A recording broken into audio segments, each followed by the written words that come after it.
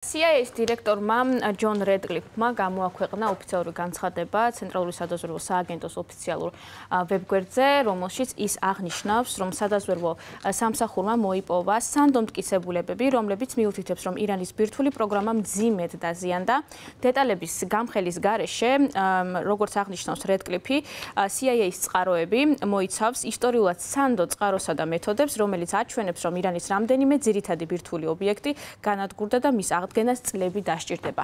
ასეთი არის განცხადება, რომელსაც აქვეყნებს ჯონ რედკლიფი, როგორც უკვე გითხარით, დამატებით დეტალებზე არ საუბრობს, მისი თქმით, კვლავ კიდევ გრძელდება ამასთან დაკავშირებით კვლევა. ეს განცხადება გაკეთდა მას შემდეგ, რაც ტელეკომპანია CNN-მა და გამოცემა New York Times-მა გამოაქვეყნეს სტატია, რომელიც ეყრდნობოდა სადაზვერვო ინფორმაციას და წინასწარ შეფასებას იმის თაობაზე, თუ რა მოხდა ავიადარყმების შემდგომ ირანში, განადგურდა თუ არა ბირთვული პროგრამა სრულად, ისე როგორც ამას აცხადებდა ამერიკის შეერთებული შტატების პრეზიდენტი და ამასთან დაკავშირებით წინასწარი შეფასება, როგორც გამოქვეყნდა CNN-სა და New York Times-ზე, წინასწარი შეფასებით სრულად არ განადგურებულა, განადგურდა მხოლოდ მცირე ნაწილი, ძირითადი კომპონენტები კვლავ არსებობს და სავარაუდოდ რამდენიმე თვით დაიხია უკან მთლიანად ბირთვულმა პროგრამამ, ასეთი იყო წინასწარი შეფასება.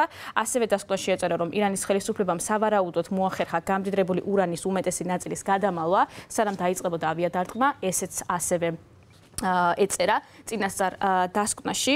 თეთრმა სახმა ეს ინფორმაცია უარყო, ისევე როგორც ამერიკის შეერთებული შტატების პრეზიდენტმა და განაცხადა, რომ New York Times-ი და CNN-ი ავრცელებენ დეზინფორმაციას.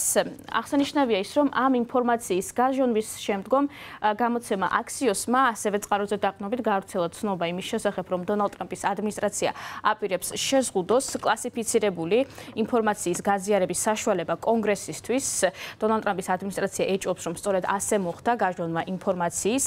საუბარი არის პროგრამა კაპნეტზე, რომელზეც იწვირთება კლასიფიცირებული ინფორმაცია, რომელიც შემდგომ ზიარდება ამერიკის შეერთებული შტატების კონგრესში.